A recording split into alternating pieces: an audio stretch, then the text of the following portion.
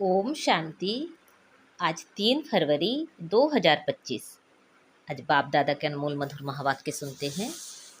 मीठे बच्चे, आत्मा रूपी ज्योति में ज्ञान योग का घृत डालो तो ज्योत जगी रहेगी।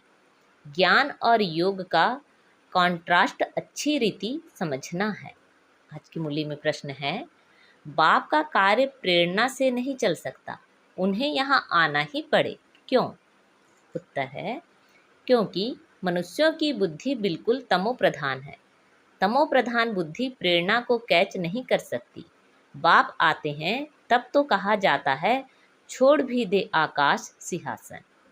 आज की मूली में गीत बजा है, छोड़ भी दे आकाश सिंहासन। ओम शांति। भक्तों ने यह गीत बनाया है। अब इसका अर्थ कैसा अच्छा है। कहते हैं, आकाश सिंहासन छोड़कर आओ। अब आकाश तो यह है रहने का स्थान।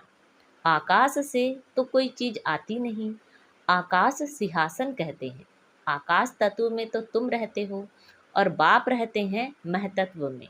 उसको ब्रह्म या महतत्व कहते हैं, जहाँ आत्माएं निवास करती हैं। बाप आएगा भी जरूर वहाँ से, कोई तो आएगा ना। कहते हैं, आकर हमारी ज्योत जगाओ। गायन भी है, एक है अंधे की औलाद अंधे और दूसरे हैं सज्जे की औलाद सज्जे। धृतराष्ट्र और युधिष्ठिर नाम दिखाते हैं। अभी यह तो औलाद है रावण की। माया रूपी रावण है ना, सबकी रावण बुद्धि है। अब तुम हो ईश्वरीय बुद्धि। बाप तुम्हारी बुद्धि का अब ताला खोल रहे हैं। रावण ताला बंद कर देते हैं। कोई किसी बात को नहीं समझते हैं तो कहते हैं, यह तो पत्थर बुद्धि है। बाप आकर यहाँ ज्योत जगाएंगे ना। प्रेरणा से थोड़े ही काम होता है। आत्मा जो सतो प्रधान थी, उनकी ताकत अब कम हो गई है, तमो प्रधान बन गई है, एकदम झुंझार बन पड़ी है। मनुष्य कोई मरते हैं तो उनका दीवा जलाते हैं। अब दीवा क्यों जलाते हैं? समझते हैं ज्योत बुझ जाने से अंधियारा ना हो जाए, इसलिए ज्योत जगाते हैं। अब यहाँ की ज्योत जगाने से वहाँ कैसे रोशनी होगी? कुछ भी समझते नहीं। अभी तुम सेंसिबल बुद्धि बनते हो। बाप कहते हैं, मैं तुमको स्वच्छ बुद्धि बनाता हूँ, ज्ञान घृत डालता हूँ। है यह भी समझाने की बात। ज्ञान और योग दोनों अलग चीज हैं। योग को ज्ञान नहीं कहेंगे। कोई समझते हैं भगवान ने आकर यह भी ज्ञान दिया ना कि मुझे याद करो, परंतु इसे ज्ञान नहीं कहेंगे। यह तो बाप और बच्चे हैं। बच्चे जानते हैं कि यह हमारा बाबा है, इसमें ज्ञान की बात नहीं कहेंगे। ज्ञान तो विस्तार है, यह तो सिर्फ याद है। बाप कहते हैं, मुझे याद करो बस। यह तो कॉमन बात है, इनको ज्ञान नहीं कहा जाता। बच्चे ने जन्म लिया सो तो जरूर बाप को याद करेगा ना। ज्ञान का विस्तार है। बाप कहते हैं, मुझे याद करो, यह ज्ञान नहीं हुआ। तुम खुद जानते हो हम आत्मा है, हमारा बाप परम आत्मा परमात्मा है, इसे ज्ञान कहेंगे क्या? बाप को पुकारते हैं। ज्ञान तो नॉलेज है। जैसे कोई एमए पढ़ते हैं, कोई बीए पढ़ते हैं, कितनी ढेर किताब पढ़नी होती है। अब बाप तो कहते हैं, तुम हमारे बच्चे हो ना, मैं तुम्हारा बाप हूँ। मेरे से ही योग लगाओ, अर्थात याद करो। इसको ज्ञान नहीं कहेंगे। तुम बच्चे तो हो ही, तुम आत्माएं कब विनाश को नहीं पाती हो। कोई मर जाते हैं तो उनकी आत्मा को बुलाते हैं। अब वह शरीर तो खत्म हो गया, आत्मा भोजन कैसे खाएगी? भोजन तो फिर भी ब्राह्मण खाएंगे, परंतु यह सब है भक्ति मार्ग की रस्म। ऐसे नहीं कि हमारे कहने से वह भक्ति मार्ग बंद हो जाएगा, वह तो चलता ही आता है। आत्मा तो एक शरीर छोड़ जाए दूसरा लेती है। बच्चों की बुद्धि में ज्ञान और योग का कॉन्ट्रास्ट स्पष्ट होना चाहिए। बाप जो कहते हैं मुझे याद करो, यह ज्ञान नहीं है, यह तो बाप डायरेक्शन देते हैं। इनको योग कहा जाता है। ज्ञान है सृष्टि का चक्र कैसे फिरता है, उसकी नॉलेज। योग अर्थात याद। बच्चों का फर्ज है बाप को याद करना। वह है लौकिक, यह है पारलौकिक। बाप कहते हैं मुझे याद करो, तो ज्ञान अलग चीज हो गई। बच्चे को कहना पड़ता है क्या कि बाप को याद करो। लौकिक बाप तो जन्मते ही याद रहता है। यहाँ बाप की याद दिलानी पड़ती है, इसमें मेहनत लगती है। अपने को आत्मा समझ बाप को याद करो, यह बहुत मेहनत का काम है। तब बाबा कहते हैं योग में ठहर नहीं सकते हैं। बच्चे लिखते हैं बाबा याद भूल जाती है। ऐसे नहीं कहते कि ज्ञान भूल जाता है। ज्ञान तो बहुत सहज है। याद को ज्ञान नहीं कहा जाता, इसमें माया के तूफान बहुत आते हैं। भल ज्ञान में कोई बहुत तीखे हैं, मुरली बहुत अच्छी चलाते हैं, परंतु बाबा पूछते हैं याद का चार्ट निकालो, कितना समय याद करते हो। बाबा को याद का चार्ट यथार्थ रीति बनाकर दिखाओ। याद की ही मुख्य बात है। पतित ही पुकारते हैं कि आकर पावन बनाओ। मुख्य है पावन बनने की बात, इसमें ही माया के विघ्न पड़ते हैं। शिव भगवान वाच, याद में सब बहुत कच्चे हैं। अच्छे अच्छे बच्चे जो मुरली तो बहुत अच्छी चलाते हैं, परंतु याद में बिल्कुल कमजोर हैं। योग से ही विकर्म विनाश होते हैं। योग से ही कर्मेंद्रियां बिल्कुल शांत हो सकती हैं। एक बाप के सिवाय और कोई याद ना आए, कोई देह भी याद ना आए। आत्मा जानती है यह सारी दुनिया खलास होनी है। अब हम जाते हैं अपने घर, फिर आएंगे राजधानी में। यह सदैव बुद्धि में रहना चाहिए। ज्ञान जो मिलता है वह आत्मा में रहना चाहिए। बाप तो है ही योगेश्वर, जो याद सिखलाते हैं। वास्तव में ईश्वर को योगेश्वर नहीं कहेंगे, तुम योगेश्वर हो। ईश्वर बाप कहते हैं मुझे याद करो। यह याद सिखलाने वाला ईश्वर बाप है। वह निराकार बाप शरीर द्वारा सुनाते हैं। बच्चे भी शरीर द्वारा सुनते हैं। कई तो योग में बहुत कच्चे हैं, बिल्कुल याद करते ही नहीं। जो भी जन्म जन्मांतर के पाप हैं सबकी सजा खाएंगे। यहाँ आकर जो पाप करते हैं वह तो और ही 100 गुना सजा खाएंगे। ज्ञान की तिक तिक तो बहुत करते हैं, योग बिल्कुल ही नहीं है, जिस कारण पाप भस्म नहीं होते, कच्चे ही रह जाते हैं। इसलिए सच्ची सच्ची माला 8 की बनी है। 9 रत्न गाए जाते हैं। 108 रत्न कब सुने हैं?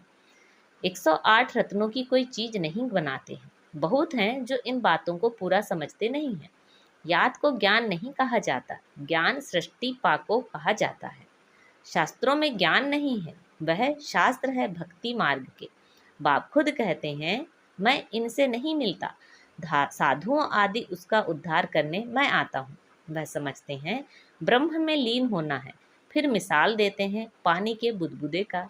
अभी तुम ऐसे नहीं कहते, तुम तो जानते हो हम आत्माएं बाप के बच्चे हैं। माँ में कम याद करो, यह अक्षर भी कहते हैं परंतु अर्थ नहीं समझते। भल कह देते हम आत्मा है, परंतु आत्मा क्या है, परमात्मा क्या है, यह ज्ञान बिल्कुल नहीं। यह बाप ही आकर सुनाते हैं। अभी तुम जानते हो हम आत्माओं का घर वह है, वहाँ सारा सीजरा है। हर एक आत्मा को अपना अपना पार्ट मिला हुआ है। सुख कौन देते हैं, दुख कौन देते हैं, यह भी किसी को पता नहीं है। भक्ति है रात, ज्ञान है दिन। 63 जन्म तुम धक्के खाते हो, फिर ज्ञान देता हूँ तो कितना समय लगता है? सेकंड। यह तो गाया हुआ है सेकंड में जीवन मुक्ति। यह तुम्हारा बाप है ना, वही पतित पावन है। उनको याद करने से तुम पावन बन जाएंगे। सतयुग, त्रेता, द्वापर, कलयुग, यह चक्र है। नाम भी जानते हैं परंतु पत्थर बुद्धि ऐसे हैं, टाइम का किसी को पता नहीं है। समझते भी हैं घोर कलयुग है। अगर कलयुग अभी भी चलेगा तो और घोर अंधियारा हो जाएगा। इसलिए गाया हुआ है कुंभकर्ण की नींद में सोए हुए थे और विनाश हो गया। थोड़ा भी ज्ञान सुनते हैं तो प्रजा बन जाते हैं। कहाँ यह लक्ष्मी नारायण, कहाँ प्रजा? पढ़ाने वाला तो एक ही है, हर एक की अपनी अपनी तकदीर है। कोई तो स्कॉलरशिप ले लेते हैं, कोई फेल हो जाते हैं। राम को बाण की निशानी क्यों दी है? क्योंकि नापास हुआ। यह भी गीता पाठशाला है। कोई तो कुछ भी मार्क्स लेने लायक नहीं। मैं आत्मा बिंदी हूँ, बाप भी बिंदी है, ऐसे उनको याद करना है। जो इस बात को समझते भी नहीं है वह क्या बत पाएंगे। याद में ना रहने से बहुत घाटा पड़ जाता है। याद का बल बहुत कमाल करता है। कर्मेंद्रियां बिल्कुल शांत शीतल हो जाती हैं। ज्ञान से शांत नहीं होंगी, योग के बल से शांत होंगी। भारतवासी पुकारते हैं कि आकर हमको वह गीता का ज्ञान सुनाओ। अब कौन आएगा? श्री कृष्ण की आत्मा तो यहाँ है। कोई सिंहासन पर थोड़े ही बैठते हैं जिसको बुलाते हैं। अगर कोई कहे हम क्राइस्ट की आत्मा को याद करते हैं, अरे वह तो यहाँ ही है। उनको क्या पता कि क्राइस्ट की सोल यहाँ ही है, वापस जा नहीं सकती। लक्ष्मी नारायण पहले नंबर वालों को ही पूरे 84 जन्म लेने हैं, तो और फिर वापस जा कैसे सकते? वह सब हिसाब है ना। मनुष्य तो जो कुछ बोलते हैं सो झूठ। आधा कल्प है झूठ खंड, आधा कल्प है सचखंड। अभी तो हर एक को समझाना चाहिए। इस समय सब नर्कवासी हैं, फिर स्वर्गवासी भी भारतवासी ही बनते हैं। मनुष्य कितने वेद, शास्त्र, उपनिषद आदि पढ़ते हैं, क्या इससे मुक्ति को पाएंगे? उतरना तो है ही। हर चीज सतो रजो तमो में जरूर आती है। न्यू वर्ल्ड किसको कहा जाता है, किसको भी यह ज्ञान नहीं है। यह तो बाप सम्मुख बैठ समझाते हैं। देवी देवता धर्म कब किसने स्थापन किया, भारतवासियों को कुछ भी पता नहीं है। तो बाप ने समझाया है, ज्ञान में भल कितने भी अच्छे हैं, परंतु योग में कई बच्चे नापास हैं। योग नहीं तो विकर्म विनाश नहीं होंगे, उच्च पद नहीं पाएंगे। जो योग में मस्त हैं वही उच्च पद पाएंगे। उनकी कर्मेंद्रियां बिल्कुल शीतल हो जाती हैं, देह सहित सब कुछ भूल देही अभिमानी बन जाते हैं। हम अशरीरी हैं, अब जाते हैं घर। उठते बैठते समझो, अब यह शरीर तो छोड़ना है। हमने पाड़ बजाया, अब जाते हैं घर। ज्ञान तो मिला है, जैसे बाप में ज्ञान है, उनको तो किसी को याद नहीं करना है। याद तो तुम बच्चों को करना है। बाप को ज्ञान का सागर कहा जाता है, योग का सागर तो नहीं कहेंगे ना। चक्र का नॉलेज सुनाते हैं और अपना भी परिचय देते हैं। याद को ज्ञान नहीं कहा जाता, याद तो बच्चे को आप ही आ जाती है। याद तो करना ही है, नहीं तो वर्षा कैसे मिलेगा। बाप है तो वर्षा जरूर मिलता है, बाकी है नॉलेज। हम 84 जन्म कैसे लेते हैं, तमो प्रधान से सतो प्रधान, सतो प्रधान से तमो प्रधान कैसे बनते हैं, यह बाप समझाते हैं। अब सतो प्रधान बनना है बाप की याद से। तुम रूहानी बच्चे रूहानी बाप के पास आए हो, उनको शरीर का आधार तो चाहिए ना। कहते हैं मैं बूढ़े तन में प्रवेश करता हूँ, है भी वानप्रस्थ अवस्था। अब बाप आते हैं तब सारे सृष्टि का कल्याण होता है। यह है भाग्यशाली रथ, इनसे कितनी सर्विस होती है। तो इस शरीर का भान छोड़ने के लिए याद चाहिए, इसमें ज्ञान की बात नहीं। जास्ती याद सिखलानी है, ज्ञान तो सहज है, छोटा बच्चा भी सुना दे, बाकी याद में ही मेहनत है। एक की याद रहे, इसको कहा जाता है अव्यभिचारी याद। किसके शरीर को याद करना, वह है व्यभिचारी याद। याद से सबको भूल अशरीरी बनना है। अच्छा, मीठे मीठे शिखिलदे बच्चों प्रति माता पिता बाप दादा का याद प्यार और गुड मॉर्निंग। रूहानी बाप की रूहानी बच्चों को नमस्ते। हम सब रूहानी बच्चों की रूहानी माता पिता बाप दादा को याद प्यार, गुड मॉर्निंग और नमस्ते। आज की मुरली से धारणा के लिए मुख्य सार हैं। याद के बल से अपनी कर्मेंद्रियों को शीतल शांत बनाना है। फुल पास होने के लिए यथार्थ रीति बाप को याद कर पावन बनना है। उठते बैठते बुद्धि में रहे कि अभी हम यह पुराना शरीर छोड़ वापस घर जाएंगे। जैसे बाप में सब ज्ञान है, ऐसे मास्टर ज्ञान सागर बनना है। आज बाबा ने हमें वरदान दिया है, कंबाइंड स्वरूप की स्मृति द्वारा श्रेष्ठ स्थिति की सीट पर सेट रहने वाले सदा संपन्न भव। कंबाइंड स्वरूप की स्मृति द्वारा श्रेष्ठ स्थिति की सीट पर सेट रहने वाले सदा संपन्न भव। संगम युग पर शिव शक्ति के कंबाइंड स्वरूप की स्मृति में रहने से हर असंभव कार्य संभव हो जाता है। यही सर्वश्रेष्ठ स्वरूप है। इस स्वरूप में स्थित रहने से संपन्न भव का वरदान मिल जाता है। बाप दादा सभी बच्चों को सदा सुखदायी स्थिति की सीट देते हैं। सदा इसी सीट पर सेट रहो तो अतीन्द्रिय सुख के झूले में झूलते रहेंगे। सिर्फ विस्मृति के संस्कार समाप्त करो।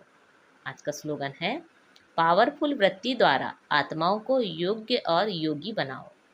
पावरफुल वृत्ति द्वारा आत्माओं को योग्य और योगी बनाओ। अव्यक्त इशारे, एकांत प्रिय बनो, एकता और एकाग्रता को अपनाओ। एकमत का वातावरण तब बनेगा जब समाने की शक्ति होगी। तो भिन्नता को समाओ और आपस में एकता से समीप आएंगे और सर्व के आगे दृष्टांत रूप बनेंगे। ब्राह्मण परिवार की विशेषता है, अनेक होते भी एक। यह एकता का वाइब्रेशन सारे विश्व में एक धर्म एक राज्य की स्थापना करेगा। इसलिए विशेष अटेंशन देकर भिन्नता को मिटाकर एकता लानी है। अच्छा, ओम शांति।